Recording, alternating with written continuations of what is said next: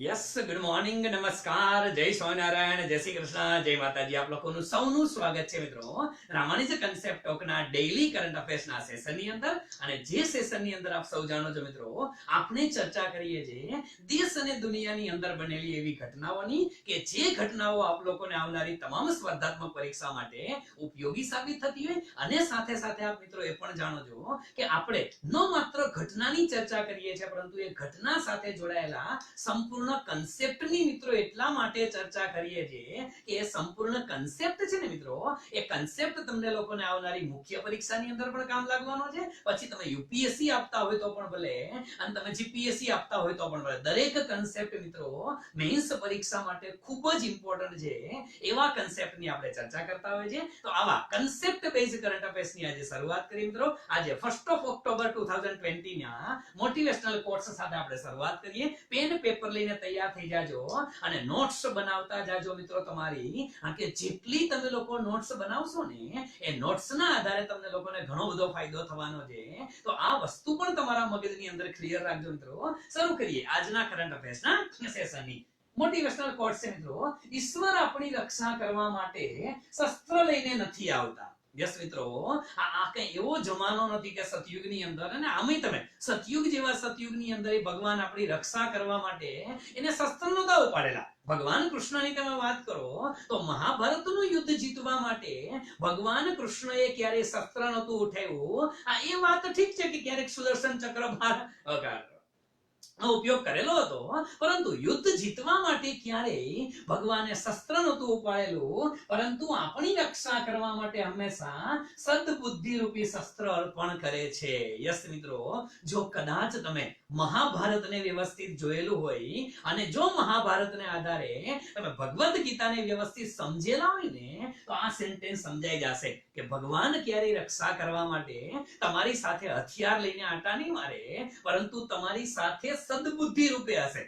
મહાભારતના યુદ્ધની અંદર પણ શું હતું? સદબુદ્ધિ રૂપે હતા અને કર્મણ્યવાધિકારસ્તે આવા ઘણી બધી વસ્તુઓ કરેલી હતી. પરંતુ વસ્તુ શું છે કે તમારી સાથે ઈશ્વર જે મુશ્કેલી આવે મિત્રો, કોઈ પણ પ્રકારની મુશ્કેલી આવે તો સમજવાનું કે કંઈક સારું લઈને પણ આવશે.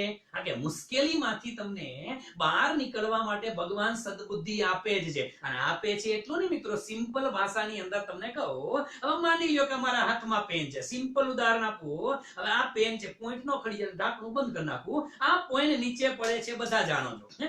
અને આ પોઈન્ટ નીચે પડી એટલે તમે બધાએ કીધું કે સાહેબ ગુરુત્વાકર્ષણનો નિયમ અને કોને આપ્યો? કે સર આઇઝેક ન્યૂટને આપ્યો. શું કામ આપ્યો? કે ઝાડવા નીચે બેઠા હતા અને ઝાડવા નીચે સફરજન પડે છે અને એને વિચાર આવ્યો કે શું કામ આવ્યો? મિત્રો, આ વિચાર જ્યારે આઇઝેક ન્યૂટનને આવ્યો ને મિત્રો, એની પણ વાત કરું. ઈસવીસન 1665 માં. યસ મિત્રો, 1665 ના વર્ષની અંદર જ્યારે આઇઝેક ન્યૂટન લંડનની ટ્રિનિટી કોલેજની અંદર જ્યારે ભણતા હતા ને એ વખતે 1665 ના વર્ષમાં પ્લેગ, એ વખતે પ્લેગનો રોગ બહુ ભયંકર હતો જેને બ્લેક ડેથ તરીકે ઓળખતા હતા. પ્લેગના રોગ વખતે આઇઝેક ન્યૂટનને ઘરે મોકલી દીધા. લોકડાઉન હતું અત્યારે જે છે ને એવું લોકડાઉન પ્લેગના રોગ વખતે હતું અને ઘરે બેઠા બેઠા એને આ માત્ર ગુરુત્વાકર્ષણનો નિયમ નહીં, આવા ઘણા નિયમોનું સંશોધન જે છે એ પ્લેગના રોગ દરમિયાન લોકડાઉનમાં થયું હતું. તો તમે વિચાર કરો કે ભગવાન એ વખતે રક્ષા કરવા માટે બીજું સાધન આપે કે ન આપે? શું આપે છે? સદબુદ્ધિ આપે છે મિત્રો. સમજી જાજો, સમજદારને ઈશારો કાફી છે. એનું કારણ છે કે આવી વસ્તુ તમે તૈયાર કરો. છેલ્લા 6 મહિનાથી લોકડાઉનની અંદર તમે જે નોટ્સ બનાવો છો મિત્રો, એ કરંટ અફેર્સની નોટ્સ એટલા માટે બનાવજો કે નોટ્સમાં તમને પણ ખબર પડે. એનું કારણ છે કે ગઈકાલે સાંજે, આમ તો 2-3 દિવસથી જુદા જુદા મેસેજ આવતા હતા સર કે તમે કેબીસી જોવાનું કયો છો. કેબીસી ની આ સીઝનની શરૂઆત તમે વિચારો મિત્રો, પહેલો દિવસ, પહેલો ક્વેશ્ચન ફાસ્ટેસ્ટ ફિંગર ફર્સ્ટ, એની અંદર વાત આવે કે સાહેબ કર્ફ્યુ ક્યારે લાગેલી હતી, જનતા કર્ફ્યુ ક્યારે હતી, લોકડાઉન શું હતું, અમ્પર વાવાઝોડું ક્યારે આવેલું હતું, ક્રમાનુસાર ગોઠવો. ત્યારથી શરૂ કરો ને મિત્રો અને ગઈકાલના 25 લાખના પ્રશ્ન સુધી જો. ગઈકાલે સુગોલી સ્થિતિ વાળો જે પ્રશ્ન કેબીસી ની અંદર હતો મિત્રો, 25 લાખનો પ્રશ્ન યાદ કરી લ્યો. મને કાલે જોતા જોતા યાદ આવ્યું કે આપણે તો આવું સાલું ક્યાંક બનાવેલું છે. એ જ મિનિટે મિત્રો વિદ્યાર્થીએ સ્ક્રીનશોટ પાડીને મોકલેલો હતો. સર કે 12મી મેના કરંટ અફેર્સના લેક્ચરમાં તમે નેપાળનો મેપ બનાવ્યો ને એમાં લખેલું હતું અને ત્યારે સમજાવેલું હતું કે આ કાલી નદી, મહાકાલી જેને નામ આપી છે કાલી નદી, ઈ ગઈકાલે પૂછાણો. 2 દિવસ પહેલાનો પ્રશ્ન હતો, 12.5 લાખ કે સમથિંગ નો પ્રશ્ન હતો, જે આપણે Visakh gas leakage, Visakhapatnam gas leakage ની જ્યારે વાત કરી હતી ત્યારે ભોપાલ ગેસ દુર્ઘટનાની વાત કરી હતી ડિટેલમાં. એ પ્રશ્ન પૂછાય છે. ક્યાંક કામ લાગે. કેબીસી માં તો કામ લાગે છે, પરંતુ આપણો એક જ હેતુ છે કે કેબીસી માં કામ લાગે ન લાગે છે તો સારું છે, પણ આવનારી કોમ્પિટિટિવ એક્ઝામિનેશન માં તમને કામ લાગવા જોઈએ, બસ એવી એક અપેક્ષા છે. શરૂ કરીએ આજના કરંટ અફેર્સના સેશનની નોટ્સ બનાવતા જાજો મિત્રો, ખૂબ જ ઇમ્પોર્ટન્ટ છે. આજે મારે જે મુદ્દો લેવો છે, ખાસ કરીને 2 દિવસ પહેલા માનનીય વડાપ્રધાન દ્વારા, પ્રાઇમ મિનિસ્ટર દ્વારા નમામી ગંગે જે પ્રોજેક્ટ છે, એ નમામી ગંગે પ્રોજેક્ટ અંતર્ગત ખાસ કરીને હરિદ્વારની અંદર મિત્રો 6 પરિયોજનાનું ઉદ્ઘાટન કર્યું. હવે આ અગત્યનું છે કે 6 પરિયોજનાઓ અને નમામી ગંગે કાર્યક્રમ અંતર્ગત 6 પરિયોજનાનું વિડિયો કોન્ફરન્સિંગ થી ઉદ્ઘાટન કરેલું અને ઘણી બધી વસ્તુઓ થઈ હતી. હવે પેલો પ્રશ્ન એ આવે કે સાહેબ નમામી ગંગે કાર્યક્રમ છે અને આપ બધા જાણો છો મિત્રો, એના વિશે જાજી ચર્ચા કરવાની જરૂરિયાત નથી, પરંતુ નમામી ગંગે પ્રોજેક્ટ છે એ આપણે બધાને ખબર છે 2014 થી શરૂ કરવામાં આવેલો હતો ભારતની અંદર. અને આમે તમે જુઓ ને મિત્રો કે નમામી ગંગે પ્રોજેક્ટ, આ 6 પરિયોજના આપણા માટે અગત્યની, કારણ કે આ લેક્ચરની અંદર વાત તો આની કરવાની છે કે સાહેબ કઈ 6 પરિયોજના એવી, પણ 6 પરિયોજના એવી એની પહેલા શા માટે આવો નમામી ગંગે પ્રોજેક્ટ શરૂ કર્યો તો ભાઈ? એનું કારણ છે મિત્રો કે ગંગા છે ને, એ આપને બધાને ખબર છે કે ભારત દેશની અંદર 40% થી વધુ લોકો જે છે એ 40% થી વધુ લોકો માટે આ જીવાદોરી સમાન છે. યસ મિત્રો, ભારતની આર્થિક પ્રવૃત્તિઓ જે થાય છે 40% થી વધુ લોકો આર્થિક પ્રવૃત્તિઓમાં આની સાથે સંકળાયેલા છે. અને એ પણ આપ લોકો જાણો છો કે આટલા લોકો છે, ગંગાનું ભારત દેશની અંદર મિત્રો કલ્ચરલ મહત્વ પણ છે. યસ મિત્રો, આનું કલ્ચરલ મહત્વ પણ છે અને આનું આધ્યાત્મિક મહત્વ પણ છે. અને આધ્યાત્મિક ની અંદર તમે જોવો તો તમને ખબર છે, આ જૂની દંતકથાઓ મુજબ ભગવાન શિવની જટામાંથી આ ગંગા નીકળે છે. પછી આપણે એ પણ ખબર હોય છે ગંગા નીકળે છે ક્યાંથી, પણ ભગવાન શિવની જટામાંથી ગંગા નીકળે છે, પવિત્ર નદી છે. આ બધી માન્યતાઓ આપણે વર્ષોથી આપણે ખબર છે. સાથે સાથે કલ્ચરલ એટલા માટે મિત્રો યાદ રાખજો, કારણ કે કલ્ચરલ ઇમ્પોર્ટન્સ શું કામ છે, પરીક્ષામાં ક્યાંક પ્રશ્ન પૂછી શકાય તો કલ્ચરલ ઇમ્પોર્ટન્સ ગંગાનું એટલા માટે છે કે ગંગાના જે ઘાટ છે, અને એમાંય ખાસ કરીને મિત્રો જે ઋષિકેશ વિસ્તાર છે, ઋષિકેશ વિસ્તારની અંદર ગંગાના ઘાટની અંદર ખાસ કરીને અત્યારે જે યોગા છે, યસ મિત્રો, યોગનો જે ક્રેઝ આવ્યો છે ને, એ યોગના ઘણા બધા ટ્રેનિંગ સેન્ટર છે. અને ખરેખર ઋષિકેશ છે ને મિત્રો, એ ઋષિકેશને તો યોગનું કેપિટલ કહેવામાં આવે છે. આ પણ આપ લોકો જાણતા હશો કે લખવામાં કામ લાગશે ને પરીક્ષામાં નાનો પ્રશ્ન પૂછાય તો ખબર હોય છે. કલ્ચરલ એક્ટિવિટી પણ થઈ છે, ટુરિઝમ ડેવલપમેન્ટ થયું છે, આધ્યાત્મિક મહત્વ છે, બધું મહત્વ છે. અને એટલા માટે ભારત સરકારે 2014માં નમામી ગંગે અને એમાં ગંગા સફાઈના પ્રયત્નો કરેલા હતા. અને એના ભાગ સ્વરૂપે મિત્રો એ પ્રયત્નો જે હતા, નમામી ગંગેના પ્રયત્નો, ઈ 3 તબક્કાની અંદર પ્રયત્નો કરવાના હતા. એક તો સ્ટાર્ટિંગ ફેઝ હતો, બીજો મિડલ ફેઝ ને ત્રીજો લોંગ ટર્મમાં શું કરવાનું છે. 3 તબક્કાની પણ હું તમને વાત કરીશ. આ 6 પરિયોજનાની વાત કરી, પણ આટલી બધી વાત આપણે ગંગા નદી વિશે કરીએ છીએ તો હળવેકથી એક નાનો એવો પ્રયાસ, ગંગાની થોડીક સિસ્ટમ એક યાદ રાખજો. ગંગા ખાલી નદી નથી મિત્રો, એ માત્ર નદી નથી, એ રિવર સિસ્ટમ છે, આખી સિસ્ટમ જનરેટ થઈ છે. અને એ પણ આપ લોકો જાણો છો કે ગંગા નદી જે છે એનું આમ જનરલ સેન્સની અંદર હું તમને આછું હતું ડ્રોઈંગ કરું છું, કે મેપ મારી પાસે આમાં પીપીટી માં કે ફોટો નથી, કારણ કે આપણી પાસે ડિજિટલ બોર્ડ નથી. નાનો પ્રયાસ કરું છું, તમે સમજી જાજો, પછી કહેતા નહીં કે આ લીટા આડા અવડા થયા છે, સમજાવવા માટે છે, બરોબર છે. હવે આ બધા જાણો છો કે આ બાજુથી આમાં ગંગા ચાલુ થાય, હું આ રીતે એક બનાવું. અહીંયા માની લ્યો કે આપણે લખીએ આ ઉત્તર કાશી, અને ઉત્તર કાશી માંથી આપણે આ લઈએ છીએ તો કે ગંગોત્રી. આ ઉત્તર કાશીમાંથી ગંગોત્રીમાંથી એક નદી નીકળે છે મિત્રો, અને ઉત્તર કાશી ગંગોત્રીમાંથી નદી નીકળે એને આપણે શું કહીએ છીએ? એને આપણે ભાગીરથી કહીએ છીએ. આ તો બધાને ખબર છે. હવે બીજી વસ્તુ તમને કહું કે આ તો ભાગીરથી નદી બરોબર છે મિત્રો. આ બાજુ તમે અહીંયા જુઓ ને મિત્રો, તો આ જગ્યાએથી તમને કહું કે બદ્રીનાથ જે છે, અહીંયા જે બદ્રીનાથ આવેલું છે એ બદ્રીનાથમાંથી મિત્રો એક નદી નીકળે છે. આ થોડી ઘણી વાત એની કરતો જાઉં છું. આ નદી છે ને મિત્રો એને વિષ્ણુ ગંગા કહે છે. શું કહે છે આને? વિષ્ણુ ગંગા નામની નદી નીકળે છે. એ ક્યાંથી નીકળે છે? બદ્રીનાથમાંથી અહીં નીકળે છે. એવી રીતે આ બાજુથી જોજો, આ બાજુ જે છે મિત્રો અહીંયાથી પણ એક નદી નીકળે છે, અને એ નદી જે છે એને શું કહે છે? એને ધોલી ગંગા કહે છે. તમે કદાચ ભણેલા હશો. નાનો એવો આઈડિયા તમને આપવાનો પ્રયત્ન કરું છું. આ ગંગાની વાત કરવી છે એટલા માટે, બરોબર છે? અહીંયાથી ધોલી ગંગા નીકળે છે મિત્રો, અને પછી એ જે જગ્યાએ અહીંયા ભેગી થાય છે, હવે એ યાદ રાખી લેજો મિત્રો કે અહીંયા બદ્રીનાથમાંથી વિષ્ણુ ગંગા નીકળે છે, અને આ વિષ્ણુ ગંગાને હું જરાક આ બાજુ લખી નાખું એટલે બધું મિક્સ ન થાય, નકર બધું અહીંયા ભેગું થઈ જશે, ખીચડી થઈ જશે. વિષ્ણુ ગંગા, આ વિષ્ણુ ગંગા જે છે અને આ ધોલી ગંગા, બે નદી જ્યાં ભેગી થઈ અને નદી ભેગી થાય એને આપણે પ્રયાગ કહીએ છીએ. શું કહીએ છીએ? પ્રયાગ. એ તમને બધાને ખબર છે. અને બીજો પણ રિવરનો એક સાદો નિયમ છે કે ભાઈ જે જગ્યાએ બે નદી ભેગી થાય, ત્યારે એ પ્રયાગ બને, અને પ્રયાગ બને એની સાથે સાથે જે એનાથી આગળ નદી આગળ વધે, હવે નદી આગળ વધે તો એના નામ ચેન્જ થશે. જો જે નદી ઊંડી હોય ને, ઊંડી મિત્રો યાદ રાખજો, જે ઊંડી નદી હોય એનું નામ રાખવામાં આવે. જો બે નદીની ઊંડાઈ સરખી હોય તો નવું નામ રાખવામાં આવે. એટલે અહીંયા એવું થયું છે, વિષ્ણુ ગંગા અને ધોળી ગંગા ભેગી થઈ, લગભગ ઊંડાઈ સરખી હતી, એટલે અહીંયાથી જે આગળ વધી નદી અને એ આગળ વધતા વધતા છેલ્લે આપણે એને મર્જ કરી નાખશું. આ જે આગળ વધે છે મિત્રો એ નદીનું નામ આપવામાં આવ્યું અહીંથી શું? તો કે અલખનંદા. આપણે લોકોને આ પણ ખબર છે મિત્રો, એને શું નામ આપ્યું? તમે અલખનંદા નામ આપ્યું. અને અહીંયા જે પેલો પ્રયાગ બને છે, કયું? વિષ્ણુ ગંગા અને ધોલી ગંગા ભેગી થઈ અને જે પ્રયાગ બન્યો, અહીંયા એક નંબર હું લખી નાખું છું, એટલે અહીંયા એક તમને લખી દો એટલે તમને ખબર પડે. એને શું કહેશું મિત્રો? વિષ્ણુ પ્રયાગ. આ શું છે? વિષ્ણુ પ્રયાગ છે. અહીંયા એક નંબર. બરાબર. હવે શું થાય છે મિત્રો કે આગળ વધતા વધતા આ બાજુથી છે ને મિત્રો એક બીજી નદી આવે છે, જેને કહેવામાં આવે છે શું? નંદાકિની.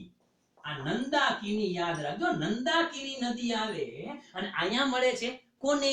અલખનંદાને. અલખનંદા નામ અહીંથી થયું. ક્યાંથી મિત્રો? વિષ્ણુ પ્રયાગ થી નામ આવ્યું અલખનંદા. હવે આ નંદાકિની છે મિત્રો, એ નંદાકિની ઊંડી નથી. ઊંડી કોણ છે? અલખનંદા છે. એટલે અલખનંદા નામ કન્ટિન્યુ રહે. જો બે નદી સરખી ઊંડાઈ વાળી આવે તો નામ ચેન્જ થશે. જે બાકી જો ઓછી ને વધારે ઊંડાઈ વાળી હોય તો જેની ઊંડાઈ વધારે છે એ નદીનું નામ કન્ટિન્યુ રહેશે. અહીંયા હું લખું છું બગડો. કઈ જગ્યાએ? અલખનંદાને આગળ જતા જતા કોણ મળે છે? નંદાકિની મળે છે. અને જ્યાં નંદાકિની મળે છે ને ત્યાં યાદ રાખવાનું મિત્રો નંદ પ્રયાગ. વિષ્ણુ મળે છે એને વિષ્ણુ પ્રયાગ, અને નંદાકિની મળે એને નંદ પ્રયાગ કહેવામાં આવે છે. નામ અહીંયા લગી તો વાંધો જ નથી, બરોબર છે? હજી આગળ જતા મિત્રો તમને કહું કે આ બાજુથી એક બીજી નદી આવે છે, પછી કહેતા ને આમ ઊભી થી આવે છે, સમજવા માટે કહું છું. આ બાજુથી જે નદી આવે એ પિંડાર નદી છે. કઈ નદી છે? પિંડાર નદી. એ પણ અહીંયા કોને મળે મિત્રો? અલખનંદાને મળે. અને અલખનંદાને મળે તો અહીંયા પાછો પ્રયાગ બનાવે, નદી પ્રયાગ બનાવે છે. અને પ્રયાગ બનાવે છે. આ પિંડાર નદી જ્યાં મળે છે એને અહીંયા તગડો મેં આપ્યો છે, નામ અહીંયા લખું છું, મિક્સિંગ ન થાય એટલે એને કહેશું મિત્રો કર્ણ પ્રયાગ. શું કહેવામાં આવે છે મિત્રો? એને કર્ણ પ્રયાગ કહેવામાં આવે છે. એ પણ આપ લોકો જાણતા હશો. અને એક વસ્તુ ખાસ યાદ રાખો મિત્રો કે આ કર્ણ પ્રયાગ થયો આ બાજુથી મિત્રો કેદારનાથ થી. હજી એક ઉતારી આપણે કેદારનાથ બાજુથી. તમને લોકોને ખબર હશે કે અહીંયાથી એક નદી આવીને વળી પાછી અહીંયા ટચ થાય છે. કોને મળે છે? તો કે અલખનંદાને. શું કામ? તો કે પિંડાર ભેગી થઈ ને તો પિંડાર છીછરી નદી છે ને આ ઊંડી છે, એટલે નામ કોનું કન્ટિન્યુ રહે? ઊંડી નદીનું. ઊંડી કઈ? અલખનંદાનું નામ કન્ટિન્યુ રહે. આ કેદારનાથ થી એક નદી આવે એનું નામ મિત્રો મંદાકિની. હવે આ યાદ રાખજો, અહીંયા મંદાકિની છે, ઉપર નંદાકિની છે, નંદ પ્રયાગ વાળી નંદાકિની. અને અહીંયા જે નદી મળે છે કોને? અલકનંદાને મળે છે. અને નદી ભેગી થાય એટલે પ્રયાગ બને, આપ જાણો છો. અહીંયા જે પ્રયાગ બન્યો એને નંબર 4 આપો મિત્રો. અને એ જે ચોથો પ્રયાગ જે છે એને કહેવામાં આવે છે રુદ્રપ્રયાગ. શું કહેવામાં આવે છે મિત્રો? આને રુદ્રપ્રયાગ એવું નામ આપવામાં આવે છે. એ પણ આપ બધા જાણો છો. અને નદી ઊંડી કઈ છે આ બંનેમાં? મંદાકિની કે અલકનંદા? તો અલકનંદા. એટલે અલકનંદા મિત્રો અહીંયા કન્ટિન્યુ થશે. સમજો, અલકનંદા નદી કન્ટિન્યુ થશે. અને એ અલકનંદા નદી અહીંયા આવતા અહીંયા 5મો ક્રમ કરો. અને એને ઈ 5મા ક્રમને અલકનંદાને કોણ મળી ગઈ? આપણે અહીંથી દોરેલી હતી કઈ? ભાગીરથી નદી. અને જે ઉત્તર કાશીના ગંગોત્રીમાંથી નીકળે છે, આપણે ગંગાનું એને ઉદ્ભવ સ્થાન કહીએ છીએ, બરોબર છે. પરંતુ ગંગા નદી આ નથી, આ તો ભાગીરથી હતી. અને અહીંયા 5મા ક્રમે જ્યાં ભાગીરથી મળે છે એ 5મા ક્રમને શું કહેવામાં આવે છે? તો કે દેવપ્રયાગ. શું કહેવામાં આવે છે મિત્રો? આને દેવપ્રયાગ કહેવામાં આવે છે. હવે પરિસ્થિતિ એવી છે, દેવપ્રયાગ જે છે મિત્રો, એ પણ તમને વાત કરી દઉં કે આ ભાગીરથી છે ને એને વચ્ચે અહીંયા ક્યાંક એક બીજી નદી મળે છે જેનું નામ છે મિત્રો ભિલાંગના નદી. આપણે એક યાદ રાખી લેજો. શું છે અહીંયા જે નદી મળે છે? ભિલાંગના નદી છે. તો આ ભિલાંગના નદી જે છે ઈ કોને મળે છે? ભાગીરથીને મળે છે. અને ભાગીરથીને મળે છે પણ નદી ઊંડી ભાગીરથી છે એટલે ભાગીરથી નામ કન્ટિન્યુ રહે છે. અહીંયા અલકનંદા ઊંડી હતી, છેલ્લે લગી નામ કન્ટિન્યુ રહ્યું. અને દેવપ્રયાગે ભાગીરથી અને અલકનંદા આ બંને નદીની ઊંડાઈ સરખી થઈ જાય છે. ઊંડાઈ સરખી થઈ જાય તો કોઈનું નામ કન્ટિન્યુ રહે નહીં, નવું નામ અપાય. અને આ જે અહીંયા જે છે ને મિત્રો 5 નંબર દેવપ્રયાગ, ઈ દેવપ્રયાગ થી આ નદી તંત્ર જે આખું બનાવ્યું ને આપણે, એનું નામ પડે છે મિત્રો ગંગા. અહીંયાથી ખરેખર પરીક્ષામાં યુપીએસસી માં એક પ્રશ્ન પણ પૂછાણો છે મિત્રો કે અલકનંદા અને ભાગીરથીનું મિલન સ્થાન છે ઈ શું છે? તો દેવપ્રયાગ છે. અને ગંગા નદી ખરેખર ગંગા ક્યાંથી નામ પડ્યું? તો કે આમ માને જોવા જાવ તો દેવપ્રયાગ થી આગળ હાલે એને આપણે ગંગા કહે છે. ત્યાં સુધી તો એનું નામ અલકનંદા હતું. આ બાજુ આપણે એને ભાગીરથી પણ કહેતા હતા. અને અહીંયા ભેગી થઈ છે. તો આ બેઝિક વસ્તુ થોડી ઘણી ગંગા રિવર ની વાત કરતા હોય. અને આ આખું નથી મિત્રો, યાદ રાખજો, ગંગા રિવર સિસ્ટમ છે, નદી નથી. એ આખું નદી તંત્ર છે. નદી તંત્રની વાતો જે છે એ જે તે વખતે આપણા જીઓગ્રાફીના જે ફેકલ્ટી છે એ નદીની ચર્ચા કરશે ત્યારે તમને આટલું નહીં, એ તો ઘણું બધું કહેશે જેની અંદર. પણ આ જેટલી બેઝિક વસ્તુ જે છે એને તમને કહેવાનો એક પ્રયત્ન મેં કરેલો છે કે આ ગંગા રિવર સિસ્ટમ છે. મગજમાં ઉતરી જવું છે મિત્રો કે આ શું છે. યાદ રાખી લેવાનું આ બાજુથી શું વિષ્ણુ ગંગા અને ધોલી ગંગા ભેગી થાય એટલે એને શું કહેવાનું કે તો વિષ્ણુ પ્રયાગ કહેવાનો. હવે નામ બે ઊંડાઈ સરખી હતી એટલે નવું નામ આવ્યું. શું? અલકનંદા. યા આગળ છે એટલે નંદાકિની. તો નંદાકિની એટલે નંદ પ્રયાગ. પેલા બે તો નામ ઉપરથી યાદ રહે, વિષ્ણુ ઉપરથી વિષ્ણુ પ્રયાગ, નંદા ઉપરથી નંદ પ્રયાગ. ત્રીજું પિંડાર ભેગી થઈ તો કર્ણ પ્રયાગ યાદ રાખવાનો. આ બાજુથી મંદાકિની ભેગી થઈ તો રુદ્રપ્રયાગ. અને પાંચમું ભાગીરથી ભેગી થઈ તો દેવપ્રયાગ. ત્યાંથી ગંગા શરૂ થઈ. અને ઈ ગંગા ત્યાંથી શરૂ થઈ અને પછી તો મિત્રો આપ બધા જાણો છો કે યુપી, બિહાર, ઝારખંડ, પશ્ચિમ બંગાળ. અને એમાંય પાછી આ ગંગા પશ્ચિમ બંગાળમાં જાય એટલે તમે એને શું કહો છો? તો કે હુગલી કહો છો. આપણે બધાને ખબર હશે પશ્ચિમ બંગાળની અંદર આને હુગલી કહો છો. અને આ જ નદી જ્યારે બાંગ્લાદેશની અંદર જાય ત્યારે આને શું કહેવામાં આવે છે? તો કે પદ્મા. શું કહેવામાં આવે છે? પદ્મા. અને બંગાળની ખાડીમાં વહી જાય છે. પણ વચ્ચેનું નદી તંત્ર છે એના ઉપર હું નથી જાતો. મૂળ વાત એ છે કે આ નમામી ગંગે પ્રોજેક્ટ અને જે ગંગા ઉદ્ભવે છે ત્યાં લગી તમને કહી દીધું. હવે તમારે ગંગાને વહેડાવવાની છે તમારી રીતે. ક્યાં? છેક બંગાળની ખાડીમાં. અને જવા દેજો, આપણે તો ઉદ્ભવ સ્થાન કહી દીધું. મેઇન વસ્તુ એ છે મિત્રો કે આખી આ જે ગંગા સિસ્ટમ જે છે આ વસ્તુ જે છે એ મગજમાં રાખજો. કારણ કે યુપીએસસી માં પ્રશ્ન પૂછાણા છે આમાંથી ક્યાંક ક્યાંક આવી શકે છે. જુદા જુદા પ્રયાગ જે છે પાંચે પ્રયાગના નામે યાદ રહેવા જોઈએ. આ બાજુ વિષ્ણુ ગંગા, ધોળી ગંગા યાદ રહેવી જોઈએ. ભાગીરથી છે, કેદારનાથ છે, આ બદ્રીનાથ થી નીકળે છે, આ બધું ખબર જ. ઠીક છે, ઓકે. હવે આપણે મૂળ વાત તો એ હતી કે સાહેબ આપણે આ ગંગાની વાત કરી. નમામી ગંગે પ્રોજેક્ટ જે લેવા છે એની અંદર અત્યારે 6 પરિયોજના લેવા. શેના માટે 6 પરિયોજના લેવા અને એ 6 પરિયોજના શેની છે તો એને સમજતા પહેલા તમારે સમજવું પડે કે આખી આ ગંગા સિસ્ટમ શું હતી અને મેઈન વસ્તુ એ જે મિત્રો જરૂર પડે તો આનો એકાદો સ્ક્રીનશોટ લઈ નાખજો મારો ફેસ છે કટ કરી નાખજો એટલે વળી પાછો હું કે નડું નહીં હા ઓકે તો હવે આગળ વધીએ આપણે આમાં કે આનું કલ્ચરલ મહત્વ પણ છે અને આ 6 પરિયોજના શેના માટે લે મિત્રો તો ખાસ કરીને ગંગા જે છે ને ગંગા નમામિ ગંગે એમાં સૌથી પહેલો એજન્ડા ગંગાની સફાઈનો હતો યસ મિત્રો આ કે 3 તબક્કા જે છે ને ગંગા સફાઈ માટેના 3 તબક્કા ધ્યાનમાં લીધા છે અને એ 3 તબક્કામાંથી પહેલો તબક્કો જે છે એ છે મિત્રો પ્રારંભિક તબક્કો આ પહેલો તબક્કો એ પ્રારંભિક તબક્કો છે પ્રારંભિક તબક્કામાં શું કરવામાં આવશે મિત્રો તો કે પ્રારંભિક તબક્કાની અંદર ગંગાની સફાઈ કરવામાં આવશે આપ બધા જાણો છો મિત્રો ગંગાની સફાઈ કરવામાં આવશે બીજી વસ્તુ કે ગ્રામીણ વિસ્તારમાંથી જે કોઈ આ ગ્રામીણ નદી નાળા જે છે એ ગંગાની અંદર મળે છે અને જે કચરો ફેલાય છે એની સફાઈનો પ્રારંભિક તબક્કો છે એટલે આ બધું સાફ સફાઈનું કામ જે છે ને ઈ પેલા કરવાનું છે બીજું ગંગાના જે જગ્યાએ ઘાટ બને છે એ ગંગાના ઘાટની સફાઈ અને સાથે સાથે અહીંયા જાહેર શૌચાલય બનાવવાના આ બધી વસ્તુઓ છે અહીંયા આવશે કે સાફ સફાઈ થશે ગંગાના ઘાટનું ડેવલપમેન્ટ કરવાનું સાફ સફાઈ કરવાની અને સાથે સાથે સૌથી મોટો પ્રશ્ન છે ને મિત્રો આપ જાણતા હશો ગંગાની અંદર સૌથી મોટો પ્રશ્ન એ છે કે એક મહત્વ મુજબ ઐતિહાસિક મહત્વ મુજબ જે તે ગંગા ઘાટના વિસ્તારના લોકો કોઈ વ્યક્તિનું મૃત્યુ થઈ જાય મૃત્યુ થઈ ગયા પછી ઘણી વખત તો આખું શબ જે છે એ ગંગામાં વહેડાવી દે છે ઘણી વખત અર્ધ બળેલી હાલતની અંદર પણ શબ ક્યાં જવા દે છે ગંગામાં શું કામ પવિત્રતા છે એટલે હવે આ પવિત્રતાને પરિણામે આવું કરે છે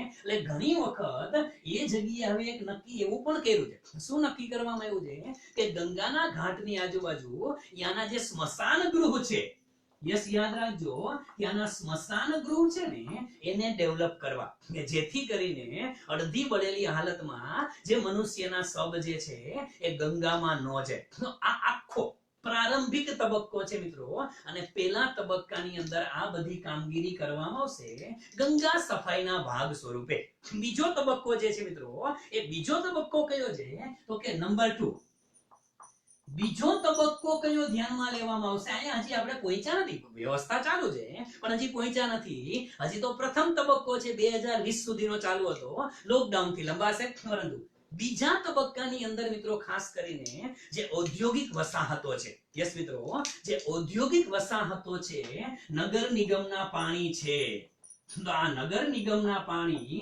ઔદ્યોગિક વસાહતો એનો જે કચરો આવે છે ખાસ કરીને નર્મદાની અંદર ઔદ્યોગિક કચરો જે આવે છે એને મોનિટરિંગ કરવાના અને એને દૂર કરવાનું જે કામ છે એ બીજા તબક્કાની અંદર કરવામાં આવશે અને એના ઉપર કંટ્રોલિંગ પણ રાખશે યસ મિત્રો યાદ રાખજો સેન્ટ્રલ પોલ્યુશન કંટ્રોલ બોર્ડ જે છે સીપીસીબી તરીકે ઓળખો છો સેન્ટ્રલ પોલ્યુશન કંટ્રોલ બોર્ડ જે આના ઉપર નિગરાની રાખશે અને જે ત્રીજો તબક્કો જે છે એ ત્રીજા તબક્કાની અંદર સમજો આ ગંગા સફાઈનો ત્રીજો તબક્કો જે છે એની અંદર શું કરવામાં આવશે તો કે સમગ્ર કાર્યક્રમને સફળ બનાવવા માટે જુદા જુદા પ્રોજેક્ટ અહીંયા તો શું થશે મિત્રો અહીંયા જૈવ વિવિધતાને પણ ધ્યાનમાં રાખવામાં આવશે એટલે એક બાયોડાયવર્સિટી છે એને કન્સિડર કરવામાં આવશે બીજું અહીંયા શું છે તો કે પ્રવાસ પર્યટન જે છે પ્રવાસ પર્યટન એને વિકસાવવાનો કાર્યક્રમ પણ ધ્યાનમાં રાખવામાં આવશે અને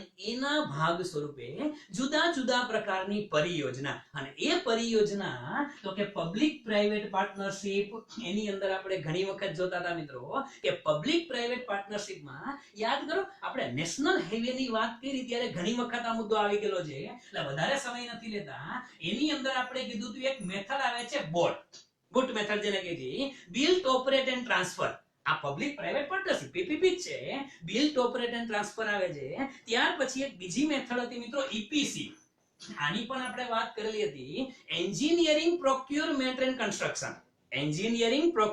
કન્સ્ટ્રક્શન આમાં બધું સરકાર હસ્તગત હોય છે અને ત્રીજી મેથડ યાદ કરજો જૂના સેશન નેશનલ હાઈવે ના જોજો એટલે આમાં સમય નથી બગાડતા 2-3 વખત મેં ચર્ચા કરી છે ડિટેલમાં પીપીપી મોડેલની ત્રીજું મોડેલ છે એચએમ શેને શું કહેવામાં આવે છે મિત્રો? એને હાઇબ્રિડ એન્યુઇટી મોડેલ છે. શું છે આ? Hybrid annuity model. Hybrid model છે એટલે પ્રાઇવેટ વાળા પણ પૈસા રોકે, સરકારી 40% રૂપિયા આપે છે. આમાં સરકાર 40% આપે છે, કટકે બાકી 60% પ્રાઇવેટ વાળાના આ મોડેલ છે. તો આ મોડેલ અપનાવી અને જુદા જુદા પ્રયત્નો શેના માટે કરવામાં આવશે? તો કે નમામિ ગંગે માટે.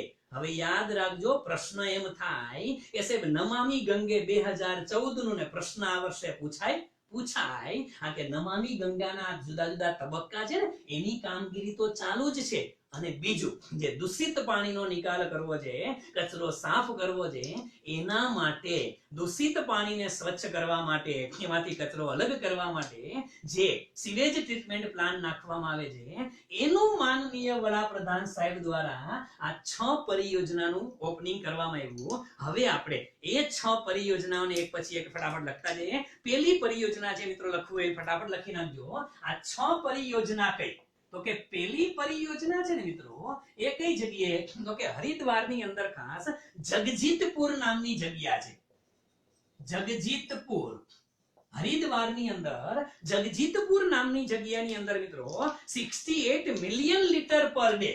હવે આ યાદ રાખજો, 68 મિલિયન લીટર પર ડે. એને એમએલડી તરીકે ઓળખેલા. આગળ એમએલડી કરીને તો ખબર હોય છે, મિલિયન લીટર પર ડે એટલે દૈનિક આટલા લાખ લીટર પાણી જે છે આને દૂષિત જે છે એને કચરો દૂષિત પાણીને સ્વચ્છ કરવાનું કામ, એટલે કચરો દૂર કરવાનું કામ કરે છે. અને એના માટે જે રાખવામાં આવશે એ શું છે? સીવેજ ટ્રીટમેન્ટ પ્લાન આપણે ઓળખીએ છીએ. સીવેજ ટ્રીટમેન્ટ પ્લાન્ટ એટલે આગળ ઉપર એસટીપી લખું ને તો એને શું સમજવાનું? આ સીવેજ ટ્રીટમેન્ટ પ્લાન્ટ છે, બરાબર છે. અને કેટલી ક્ષમતાનો? તો કે 68 million litre per day. Million એટલે 1 મિલિયન એટલે 10 લાખ, આ બધા જાણો છો. Okay, million litre per day. આને એમએલડી કહેશું અને સીવેજ ટ્રીટમેન્ટ પ્લાન્ટ ને આપણે એસટીપી કહેશું. પેલો પ્લાન કઈ જગ્યાએ? હરિદ્વારની અંદર જગજીતપુર નામની સ્થાન છે એ જગ્યાએ. બીજો પ્લાન કઈ જગ્યાએ? તો કે હરિદ્વારમાં જ સરાય નામની જગ્યા છે. આ યાદ રાખવાના છે બધા જ પ્લાન મિત્રો, કારણ કે પરીક્ષાની અંદર કદાચ નામ પૂછી શકાય. એટલા માટે હરિદ્વારની અંદર બીજી જગ્યા છે જેનું નામ છે સરાય. આ સરાય નામની જગ્યાની અંદર કેટલા એમએલડી? તો કે 18 એમએલડી નો પ્લાન છે. એમએલડી એટલે યાદ આવી જાવ જોઈએ મિત્રો, શું? એમએલડી એટલે million litre per day. 18 MLD નો પ્લાન્ટ છે. આનું પણ ઓપનિંગ નરેન્દ્ર મોદી સાહેબે વિડિયો કોન્ફરન્સિંગ દ્વારા 2 દિવસ પહેલા સવારે 11 વાગ્યાના શુભ મુહૂર્તમાં કરેલું હતું. ઓકે, ત્રીજું જે છે મિત્રો, એ ત્રીજો કઈ જગ્યાએ? તો કે ચોરપાની નામની જે જગ્યા છે. આ યાદ રાખજો મિત્રો, આ ચોરપાની એટલે પાણીના ચોર નહીં, પાછા ચોરપાની નામની જગ્યા જે છે એની અંદર કેટલા એમએલડી? તો કે 5 એમએલડી. કેટલા એમએલડી? 5 એમએલડી ની ક્ષમતા વાળો સીવેજ ટ્રીટમેન્ટ પ્લાન્ટ. આ બધા એસટીપી છે, બધા શું છે? સીવેજ ટ્રીટમેન્ટ પ્લાન્ટ ની ઉદ્ઘાટન કરેલા છે. હા, કદાચ આમાં કેટલી ક્ષમતા છે યાદ ન રાખો ને એ તો ઠીક છે, નોટ્સ બનાવવાની સીધી લાઈનમાં, પણ નો રે તો ચિંતા ના કરતા, કારણ કે ક્ષમતા કદાચ નહીં પૂછાય. હા, સૌથી વધુ કોની છે તમે જોઈ લેજો, બાકી નામ યાદ રાખવા પડશે. કારણ કે 6 પરિયોજના દરેક ન્યૂઝપેપર ધ હિન્દુ પણ હેડિંગ આપે 6 પરિયોજના. ગવર્નમેન્ટ પીઆઈબી ની સાઇટ ઉપર પણ મૂકવામાં આવે કે 6 પરિયોજના. આ 6 નંબર છે ને યાદ રાખવો પડશે. ઓકે, એટલા માટે ત્યાર પછી આગળ બદ્રીનાથની અંદર એક બીજી યોજના કરેલી હતી. આ પણ તમારા મગજની અંદર હોવી જોઈએ. બદ્રીનાથમાં 2 અલગ અલગ યોજના અમલમાં મૂકી. બીજી એક એમએલડી વાળું, કેટલા? 1 એમએલડી વાળું, અને બીજી છે 0.01 એમએલડી. એમએલડી એટલે મિલિયન લીટર પર ડે. આટલી યોજના ના સીએજ ટ્રીટમેન્ટ પ્લાન ઉદ્ઘાટન કરેલા હતા. પાંચમું મિત્રો, પાંચમું જે છે એ કઈ જગ્યાએ? તો કે બદ્રીનાથ ઋષિકેશના લક્કડ ઘાટ. આ યાદ રાખજો મિત્રો, ઋષિકેશની અંદર આવેલી જગ્યા લક્કડ ઘાટ. ઋષિકેશની અંદર આવેલી જગ્યા લક્કડ ઘાટની અંદર પણ મિત્રો 26 એમએલડી ની ક્ષમતા. આ યાદ રાખી લેજો, 26 એમએલડી ની ક્ષમતા વાળો પ્લાન્ટ છે એનું ઓપનિંગ કરેલું હતું. તો આ બધા નામ મગજમાં હોવા જોઈએ. અને લાસ્ટ ચંદ્રેશ્વર નગરમાં મુનિકી રેતી નામની જગ્યા છે. હવે અહીંયા કદાચ નહીં દેખાતું હોય, ચિંતા ના કરો, ક્યાં જાવ તો અહીંયા લખી નાખો. આ છઠ્ઠો પ્લાન જે છે 6. આ 6 છે એ ક્યાં મિત્રો? તો કે ચંદ્રનગર. આ ચંદ્રનગર નામનો વિસ્તાર અને એની અંદર કઈ જગ્યા તો કે મુનિકી રેતી નામની જગ્યા છે. હવે આ નામ એવું છું કે યાના છે એટલે આપણે બહુ ચિંતા ના કરવી. મુનિકી રેતી આ નામની જગ્યા છે. ત્યાં પણ વળી પાછો કેટલો તો કે 7.5. આ યાદ રાખશું આપણે કેવડો પ્લાન છે અહીંયા 7.5 MLD. 7 MLD એટલે million litre per day. 7.5 million litre per day નો સ્વેજ ટ્રીટમેન્ટ પ્લાન્ટ નાખવામાં આવ્યો છે ચંદ્રનગરની અંદર. હવે પ્રશ્ન એ છે અહીંયા એક વસ્તુ યાદ રાખજો, કારણ કે આ મુનિકી રેતી નામની જગ્યા છે ને એ કોમ્પેક્ટ જગ્યા છે. કોમ્પેક્ટ જગ્યા એટલે યાદ રાખજો અહીંયા ભારતનો આ સૌથી પહેલો એવો સીવેજ ટ્રીટમેન્ટ પ્લાન્ટ છે કે જે 4 માળનો છે. હવે પ્રશ્ન થશે કે આમાંય માળ આવે? હા આવે, કારણ કે ઓ જાજી જગ્યા હોય તો સિંગલ ફ્લોર ઉપર હેલું જતું હોય અને 4 માળનો પરીક્ષામાં પૂછી શકાય એટલે આ બધું ડેપ્થમાં કહું છું કે ભારતનો સૌથી પહેલો 4 માળનો સીએજ ટ્રીટમેન્ટ પ્લાન્ટ કયો? આ ચંદ્રનગરની અંદર 7.5 MLD નો પ્લાન્ટ છે, જેનું વર્તમાનમાં નરેન્દ્ર મોદી સાહેબે ઓપનિંગ કરેલું છે. એ પ્લાન્ટ છે. મૂળ વાત એ છે મિત્રો કે આ પરિયોજનાઓ જે છે ને મિત્રો એ ક્યાં આવે તો ગંગા સફાઈનો જે પહેલો તબક્કો ક્યાં ગયો? અચ્છા છે. ગંગા સફાઈનો પહેલો તબક્કો નમામિ ગંગેનો કયો હતો?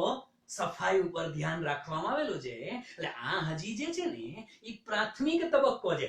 વર્લ્ડ બેંક પાસેથી પણ લોન મંજૂર થયેલી હતી, નવી લોન પણ મંજૂર થઈ છે અને કેન્દ્ર સરકારે જે તે વખતે આઈ થિંક 2018 ના બજેટની અંદર 19-20 ના વર્ષ માટે લગભગ 18 નું બજેટ હતું, પણ બજેટ આંકડા યાદ ન રાખો ચિંતા નહીં, પણ 20,000 કરોડ યાદ રાખજો. 20,000 કરોડ રૂપિયા આ ગંગા સફાઈ માટે મંજૂર કરેલા હતા અને એના ભાગ સ્વરૂપે આ બધી પ્રવૃત્તિઓ થાય છે. શેના ભાગ સ્વરૂપે મિત્રો? તો કે ગંગા સફાઈના ભાગ સ્વરૂપે આ બધી રામાયણ કરવામાં આવે છે. એટલે તમને લોકોને બધી જ વસ્તુ ખબર હોવી જોઈએ. તો આ બાબતો યાદ રાખજો. અને એક વસ્તુ એ પણ યાદ રાખજો કે આ હજી શરૂઆતનો તબક્કો છે. અને શરૂઆતનો તબક્કો એટલું નહીં મિત્રો, અહીંયા તો દરેક રાજ્ય, કારણ કે આપને ખબર છે યુપી ને અસર કરશે, એ બિહારને અસર કરશે, ઝારખંડને અસર કરશે, પશ્ચિમ બંગાળને અસર કરશે, તો બધા જ રાજ્યો કેન્દ્ર અને રાજ્ય બંને વચ્ચે સમન્વય જળવાઈ રહે એવી યોજનાઓ સમગ્ર ગંગા ઉપર રાખવામાં આવનાર છે. અને એટલા માટે મિત્રો ગંગા તો એનું ઇમ્પોર્ટન્સ ભલે આપણે ઐતિહાસિક દ્રષ્ટિકોણથી ન લઈએ, આધ્યાત્મિક દ્રષ્ટિકોણથી ન લઈએ, પરંતુ મેં અર્થશાસ્ત્ર ભણાવતી વખતે તમને ઘણી વખત કીધેલું હતું મિત્રો કે જે તે વખતે આ ભારત દેશ છે ને, ભારત દેશને જે તે વખતે સોને કી ચિડિયા કહેતા હતા. અને એ સોને કી ચિડિયા વખતે મિત્રો યાદ રાખજો, આ હું તમને વાત કરું છું 17મી સદીની અંદર, આ યાદ રાખજો 17મી સદીની અંદર જ્યારે ફ્રાન્સનો એક નાગરિક હતો, ફ્રાન્સનો એ પર્યટક હતો, એ આખા વિશ્વના બધા દેશમાં ફરતો હતો. એ ફ્રાન્સનો નાગરિક હતો મિત્રો બર્નિયર. આ તમે ગમે આ સર્ચ કરવું હોય તો કરી લેજો, એકાદી NCERT ની બુકની અંદર પણ લખેલું છે કે બર્નિયર નામનો વ્યક્તિ જ્યારે 1700 ના વર્ષમાં 17મી સદીમાં ભારત આવ્યો અને એ ભારત આવી અને એ અત્યારે હાલમાં જે બાંગ્લાદેશનું ઢાકા છે, ત્યારે તો ભારત સળંગ હતું મિત્રો. 17મી સદીમાં તો બાંગ્લાદેશ તો કે હતું ને પૂર્વ પાકિસ્તાન, એ બાંગ્લાદેશનું ઢાકા એટલે ભારતમાં ઉભો હતો. અને ત્યાંથી એ ફ્રાન્સના પોતાના પ્રેસિડેન્ટને, ફ્રાન્સના રાજાને પત્ર લખે છે કે સાહેબ અત્યારે હું જે જગ્યાએ ઊભો છું ને એ વિશ્વની નંબર 1 અર્થવ્યવસ્થા છે, વર્લ્ડની નંબર 1 અર્થવ્યવસ્થા છે. અહીંયા ખેતી થાય છે, પશુપાલન થાય છે અને અહીંયા ખાસ કરીને નહેરોથી લઈ મહેલથી લઈ અને લોકોના ખેડૂતોના ખેતર સુધી ગંગા નદીની સિંચાઈની સુવિધા છે. કઈ નદીની? ગંગાની નહેરો દ્વારા સિંચાઈની સુવિધા પૂરી પાડવામાં આવે છે. આ શબ્દ બર્નિયરે લખેલો છે મિત્રો 17મી સદીની અંદર. પણ જો ગંગાનું મહત્વ હોય ને મિત્રો તો અત્યારે તો હોય જ. એટલા માટે આ નમામિ ગંગે પરિયોજના છે એ વળી પાછી લાઇમલાઇટમાં છે. તો એને થોડુંક રિકેપ કરવાનો પ્રયત્ન કર્યો છે. પરિયોજના શું હતી એને થોડું ઘણું બેઝિક આપવાનો પ્રયત્ન કરેલો છે. આ બધું બેઝિક છે. પરિયોજના શું છે એની પેલા મેપ બનાવ્યો તો ઈ વધારે બેઝિક હતું. અને આ અત્યારે જે ન્યૂઝમાં છે ને મિત્રો એ તો આટલું જ છે કે પરીક્ષા માટે ન્યૂઝમાં તમે વાંચો કે 6 પરિયોજના છે, પૂરું થઈ ગયું. પણ પરીક્ષા માટે ખાલી 6 પરિયોજના નહીં મિત્રો, તમને અગાઉના પ્રશ્ન પૂછાય તો ખબર હોવી જોઈએ. મેન્સના આન્સર રાઇટિંગ કરતા હોય તોય તમને ખબર તો હોવી જોઈએ યાર કે આનું લશ્કર ક્યાં લડે છે. ઠીક છે મિત્રો, તો આ વસ્તુ જે છે એ તમારા બધાના મગજમાં એકદમ ક્લિયર કટ ગોઠવાઈ ગઈ હશે એવી અપેક્ષા રાખું છું. એટલે ઓકે, આ મુદ્દાને પૂરો કરી અને આગલા મુદ્દા તરફ આપણે જઈએ. આગળનો જે મુદ્દો છે મિત્રો એ પણ આટલો જ ઇમ્પોર્ટન્ટ છે, અને એ મુદ્દો પણ એવો છે મિત્રો કે ઘણા ખરા લોકોને એવું લાગે કે સાહેબ આ પણ જૂનો ન્યૂઝ છે.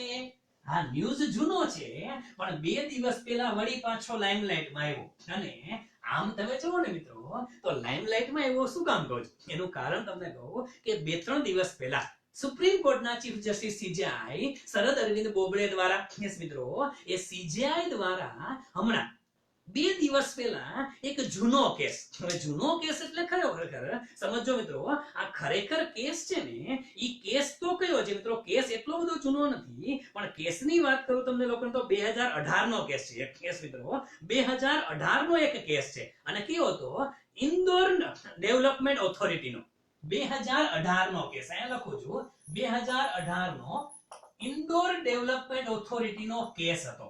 હવે એ કેસ હતો શેના માટે એ પણ તમને લોકોને કહું મિત્રો, આ કેસ હતો ને એ હતો મિત્રો લેન્ડ એક્વિઝિશન માટેનો. શેનો હતો મિત્રો? Land acquisition.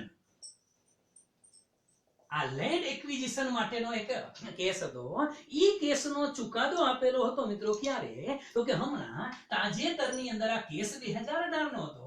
આનો ચુકાદો મિત્રો માર્ચ 2020 માં આવ્યો હતો, 6 મહિના પહેલા, લોકડાઉન થયું પહેલા. અને એ વખતે સુપ્રીમ કોર્ટની બીજા 3 જજની બેન્ચ હતી, એને ચુકાદો આપી દીધો. હવે આ જે ચુકાદો આપ્યો ને માર્ચ 2020 માં ચુકાદો આપ્યો, એમાં અત્યારે જે વાત કરી એ હાલના સીજેઆઈ દ્વારા આમાં ઘણી બધી વસ્તુઓ જે છે એને એવું કીધું કે આ ચુકાદાની અંદર ઘણા બધા બાબતો સ્પષ્ટ નથી. ઘણી બધી બાબતો શું છે, સ્પષ્ટ નથી. આવી વાત સીજેઆઈ કરી. એટલે આપને એમ લાગે છે તો આમાં શું આપણે શું સમજવાનું? આપણે મિત્રો એ સમજવાનું છે કે આ ખાસ યાદ રાખજો, લેન્ડ એક્વિઝિશન એક્ટ જે છે એ આપ બધા જાણો છો કે વર્તમાનમાં જે છે એ તો 2013 વાળો છે. સમજો, અત્યારે જે લેન્ડ એક્વિઝિશન એક્ટ જે છે એ ક્યારનો છે? એ 2013 વાળો છે. અને એની પહેલા હતો એ કયો હતો? એ થોડોક જૂનો હતો. અને કયો હતો? હાલમાં જે છે મિત્રો એ 2013 વાળો છે. એની પહેલા હતો ઈ છેક હતો મિત્રો 1894 નો. પ્રશ્ન થાય છે આવડા જૂના એક્ટ રાખતા? હા, 2013 લગી તો આ જ એક્ટ હતો. શેનો? લેન્ડ એક્વિઝિશન એક્ટ જે આપણે કહીએ છીએ. અને એને આખું નામ તમારે લખવું હોય તો દિલ ઉપર પથ્થર રાખીને વધારે ભાર રાખીને લખી નાખો. એનું આખું નામ લખવું હોય 2013 નો લેન્ડ એક્વિઝિશન એક્ટ તરીકે આપણે ઓળખીએ છીએ, પણ આખું નામ લખવું હોય તો ક્યાંક ટેકાવો, તમ તારે ટેકાવો. રાઇટ ટુ fair એટલે વાજબી. right to fair compensation. Right to fair compensation and transparency. લખતા જાજો ટૂંકમાં, transparency. Right to fair compensation and transparency in land acquisition, rehabilitation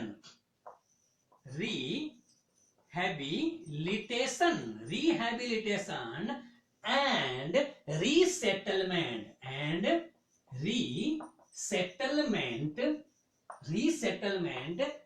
Act 2013. બસ આવડું કમથું નામ છે. હવે પછી કહેતા નહીં સાહેબ આખું યાદ રાખવાનું. ના, આ તો એટલા માટે કે તમને ખબર પડે કે નામ આખું છે ઈ આવું છે. આપણે એને લેન્ડ એક્વિઝિશન એક્ટ તરીકે ઓળખીએ છીએ મિત્રો. અને આ યાદ રાખજો, ભલે એક્ટ 2013 માં આવેલો હતો મિત્રો, જૂની સ્ટેટ પીસીએસ માં 2018 માં આ ઇન્દોર નગમ નિગમ વાળો જે પ્રશ્ન આવેલો હતો ત્યારે ઘણી સ્ટેટ પીસીએસ માં પ્રશ્ન પડ્યો હતો. આના ઉપરનો ચુકાદો જે છે ઈ 2020 માં આવ્યો. એટલે આના પછી તો પરીક્ષાઓ લેવાની નથી. અને ઈ જ ચુકાદામાં વળી પાછા હાલમાં સુપ્રીમ કોર્ટના સીજે એમ કહે છે કે આ વ્યાખ્યાઓ તમે કરી છે એ સ્પષ્ટ નથી, તો વળી પાછું લાઇમલાઇટમાં આવ્યું. અને આવનારી પરીક્ષામાં મિત્રો આ પરીક્ષા માટે પ્રશ્ન પૂછાવાની શક્યતા 100% છે, એટલે આને યાદ રાખશું. ટૂંકમાં લેન્ડ એક્વિઝિશન એક્ટ જે છે એમાં એની થોડી ઘણી વાત અત્યારે શું ચુકાદો છે એની વાત હું તમને કરું, પણ પહેલા આ લેન્ડ એક્વિઝિશન એક્ટ જે છે ને એ 1994 માં અને 2013 માં શું બંનેમાં ડિફરન્સ છે આને હું જવા દઉં છું, કારણ કે મારે ઘણી બધી વસ્તુ લખવી બરાબર છે. તો આ વસ્તુ આ લેન્ડ એક્વિઝિશન એક્ટ તરીકે આપણે ઓળખશું. 1994 માં અને 2013 માં શું ફરક છે હું તમને એક ડાયાગ્રામ બનાવી અને અહીંયા સોરી 1894 અને 2013 બરોબર છે. 1894 અને 2013 ઈ બંનેમાં શું સામ્યતા છે અને શું અલગ અલગ છે એની હું તમને થોડી ઘણી વાત કરું. પેલું કે કન્સેન્ટ, જ્યારે કોઈ પણ સરકાર દ્વારા કોઈ પણ પ્રકારની કન્સેન્ટ એટલે સંમતિ, કોઈ પણ પ્રકારની લેન્ડ એક્વિઝિશન કરવી હોય તો 1894 નો જૂનો એક્ટ એમ કહેતો હતો કે કોઈ પણ વ્યક્તિની જમીન સંપાદન કરવી હોય, ખેડૂતોની કે અન્ય લોકોની, આમાં બધા લોકો આવી ગયા, કોઈ પણ પ્રકારની જમીન સંપાદન કરવા વખતે કોઈ પણ પ્રકારની વ્યક્તિની તમારી કે મારી સંમતિ લેવાની જરૂર નથી. કોઈની કન્સેન્ટ લેવામાં નહીં આવે. જૂનો એક એમ કહેતો હતો ભાઈ બધું છે એ સરકારનું જ છે, સરકાર ધારે ત્યારે તમારી પાસે જમીન લઈ શકશે, તમારે કઈ બોલવાનું થતું નથી. અને જમીન સંપાદન આપ લોકોને ખબર છે ડેમ બનાવવા માટે, રોડ રસ્તા બનાવવા માટે, હાઈવે બનાવવા માટે કરવામાં આવે છે, એરપોર્ટ બનાવવા માટે આ બધું છે, બધા જાણો છો, એમાં નથી પડતા. પણ જમીન સંપાદન સરકાર કરે તો પેલા સંમતિની જરૂર નહોતી. 2013 ની અંદર જે નવું આવ્યું એમાં 3 મુદ્દા આવ્યા છે કે કોઈ ગવર્નમેન્ટ પ્રોજેક્ટ હોય, કેવો પ્રોજેક્ટ હોય, ગવર્નમેન્ટ પ્રોજેક્ટ હોય તો સંમતિની જરૂર નથી. ગવર્નમેન્ટ પ્રોજેક્ટ માટે કોઈ પણ લેન્ડનો જે માલિક છે એની સંમતિની જરૂરિયાત નથી. સરકાર એ સામે વાળો સંમત થાય તો ભલે, ન થાય તો ભલે, ગવર્નમેન્ટ પ્રોજેક્ટ માટે સરકાર ગમે ત્યારે આ જમીન સંપાદિત કરી શકશે. બીજું, હવે અહીંયા પ્રશ્ન આવે કે સાહેબ કોઈ પીપીપી પ્રોજેક્ટ હોય, કે આ યાદ રાખજો મિત્રો, કોઈ પીપીપી પ્રોજેક્ટ હોય, આપણે વાત કરીએ નમામિ ગંગા માટે રોડ બનાવવાના પ્રોજેક્ટ છે, હવે તો એરપોર્ટ પીપીપી મુજબ બને છે. જો આવા પબ્લિક પ્રાઇવેટ પાર્ટનરશિપના પ્રોજેક્ટ હોય, સંપૂર્ણપણે ગવર્નમેન્ટના પ્રોજેક્ટ ન હોય પણ પીપીપી પ્રોજેક્ટ હોય તો એની અંદર જે અફેક્ટેડ ફેમિલી છે, યાદ રાખજો આ ડિટેલમાં એટલા માટે કરાવું છું કે જે પરીક્ષામાં પૂછી શકાય છે, અફેક્ટેડ ફેમિલીના 70% લોકોની સંમતિ હોવી જોઈએ. કેટલા ટકા ફેમિલીની? 70% ફેમિલી. એટલે આ પ્રોજેક્ટને પરિણામે જો 100 ફેમિલીને અસર થતી હોય તો એમાંથી 70% ની ફેવર હોવી જોઈએ કે અમને મંજૂર છે, નહીતર આ પ્રોજેક્ટ લઈ શકાય નહીં. અને કોઈ પ્રાઇવેટ પ્રોજેક્ટ હોય, કોઈ પ્રાઇવેટ હોય તો 80% ફેમિલીની કન્સેન્ટ લેવી ફરજિયાત છે. સેમાં? નવા એક્ટમાં. જૂના એક્ટમાં કાંઈ આવું હતું નહીં. જો કે એ વખતે પીપીપી ના મોડેલ ઓછા હતા, એટલે નો કન્સેન્ટ કાંઈ નહીં, સરકારને મજા આવે ત્યારે આપણી જમીન ઉપાડી લેશે, આપણે કંઈ કરી શકશું નહીં. બીજું છે કમ્પેન્સેશનની ગણતરી, વળતરની ગણતરી કઈ રીતે કરવામાં આવતી હતી. હવે આ યાદ રાખજો, કમ્પેન્સેશનની ગણતરી જે છે એ ગણતરી કઈ રીતે થતી હતી, તો કે ગણતરી એવી રીતે થતી હતી કે ખાસ કરીને જૂનામાં તો શું હતું, જૂના એક્ટની અંદર માર્કેટ વેલ્યુ પ્રમાણે હતી. આમાં નવું તો કઈ છે નહીં, જૂના એક્ટની અંદર માર્કેટ વેલ્યુ પ્રમાણે ગણતરી થતી હતી, નવામાં પણ એવું જ છે. પણ એક વસ્તુ છે કે અહીંયા અર્બન જે હોય એટલે કે શહેરી વિસ્તાર હોય ને એમાં માર્કેટ વેલ્યુ, ટૂંકમાં લખું છું, ત્યાં તો બધું નોંધ કરજો, બોક્સ બનાવીને મસ્ત મજાનું. શહેરીની અંદર માર્કેટ વેલ્યુ, પણ રૂરલ વિસ્તાર જે છે, ગ્રામ્ય વિસ્તારની અંદર માર્કેટ વેલ્યુના 2 ગણા. માર્કેટ વેલ્યુના કેટલા ગણા? ડબલ સુધી. એક્ઝેક્ટ ડબલ નહીં, કારણ કે ગ્રામીણ વિસ્તારની અંદર જમીનના ભાવ છે એ કઈ ફિક્સ ન હોય, કારણ કે અહીંયા એટલું બધું ખરીદ વેચાણ થતું ન હોય, એટલે માર્કેટ પ્રાઇસ કેટલો એ ફિક્સ ન હોય, પણ માર્કેટમાં નોર્મલ હાલતું હોય. અને પછી ખેડૂત બાર્ગેનિંગ કરે તો ડબલ સુધી આપી શકાય. શહેરમાં નહીં, શહેરમાં મકાનની કઈ કિંમત ધ્યાનમાં લેવાની? માર્કેટ વેલ્યુ અત્યારે 2013 માં. જૂની પણ શું હતી? માર્કેટ વેલ્યુ જ હતી, એટલે કે ચિંતા નથી. હવે ત્રીજો મુદ્દો છે મિત્રો સોલેશન. સોલેશિયમ જે છે, સોલેશિયમ એટલે રકમની ચૂકવણી. રકમની જે ચૂકવણી જે છે એ કઈ રીતે કરવામાં આવતી હતી? તો કે જે જૂનો એક્ટ હતો ને મિત્રો, યાદ રાખજો, જૂના એક્ટમાં જે માર્કેટ વેલ્યુ છે એના 30% રકમ ચૂકવવામાં આવતી હતી. કેટલા ટકા? 30%. એટલે તો વિરોધ કરતા હતા. અને હવે આ રકમ કેટલા ટકા થઈ ગઈ છે? તો કે 100%. માર્કેટ વેલ્યુના 100% રકમ ચૂકવવી ફરજિયાત છે. એટલે યાદ રાખજો, ચોથો મુદ્દો યાદ રાખવાનો છે કે સોશિયલ ઇમ્પેક્ટ એસેસમેન્ટ. આ ચોથું યાદ રાખજો મિત્રો કે આના પરિણામે સોશિયલ ઇમ્પેક્ટ કઈ થઈ હોય તો સોશિયલ ઇમ્પેક્ટ નું એસેસમેન્ટ કરાવવું જરૂરી છે કે કેમ? આના પરિણામે જો તમે ખેડૂતોની જમીન લ્યો છો, રાજકોટની અંદર આપણે ખબર છે કે ભાઈ અમદાવાદ હાઈવે ઉપર જતા ચોટીલાની બાજુમાં, હીરાસર આજુબાજુમાં અહીંયા એરપોર્ટ બનાવવા માટે ઇન્ટરનેશનલ એરપોર્ટ રાજકોટની અંદર બનવાનું છે. હવે જો બને તેથી આપણે પ્લેનમાં બેસું છે, પણ બને ત્યારે જે જમીન બનાવવા લેવાની છે એ જમીનને પરિણામે એની કોઈ સોશિયલ ઇમ્પેક્ટ થવાની છે, સામાજિક અસર થશે, તો એનું એસેસમેન્ટ કરવું જરૂરી બને. કે સામાજિક અસર થાય. નર્મદા ડેમ વખતે તમે જુઓ મિત્રો, નર્મદા ડેમ વખતે મેઘા પાટકરે જે વિરોધ કરેલો હતો, શું કામ? કે નર્મદા ડેમને પરિણામે નીચાણવાળા વિસ્તારના ઘણા બધા લોકો જે છે એ બેઘર થઈ ગયા હતા, જમીન વિહોણા થઈ ગયા હતા. એના માટે પોતાનું ઘરે ન બેચ્યું, પોતાની ખેતીની જમીન ન બેચી. તો આવા સંજોગોમાં સોશિયલ ઇમ્પેક્ટ એસેસમેન્ટ જે છે એ જૂના એક્ટમાં નહોતું મિત્રો, નહોતું. જૂના એક્ટ મુજબ આ સોશિયલ ઇમ્પેક્ટ એસેસમેન્ટ નહોતું અને અહીંયા ફરજિયાત છે કે ભાઈ તમે કોઈ પણ જમીન સંપાદિત કરો તો એનાથી સામાજિક શું અસર થવાની છે એનું એસેસમેન્ટ પહેલા કરી લેવું જોઈએ. એ ફરજિયાત છે. હા, આકસ્મિક સંજોગો હોય, ઇમરજન્સી વખતે આવું કરવામાં નથી આવતું, પરંતુ આવી ઇમરજન્સી ક્યારે હોતી જ નથી ભાઈ, એટલે બહુ ચિંતા ન કરવી. હવે ફરજિયાત છે, જે જૂનામાં નહોતું. અને ત્યાર પછી મિત્રો રીહેબિલિટેશન અને બીજું ખાસ કરીને શું? રીસેટલમેન્ટ. રીહેબિલિટેશન અને રીસેટલમેન્ટ એટલે પુનઃસ્થાપના. આપણે દેશી ભાષામાં પુનઃસ્થાપના અથવા તો પુનર્વસન કહીએ છીએ. ઇંગ્લિશ મીડિયમ વાળા લોકો એને શું કહેશે? રીહેબિલિટેશન અથવા તો રીસેટલમેન્ટ. રીહેબિલિટેશન કે રીસેટલમેન્ટ એ જૂના એક્ટ મુજબ નહોતું.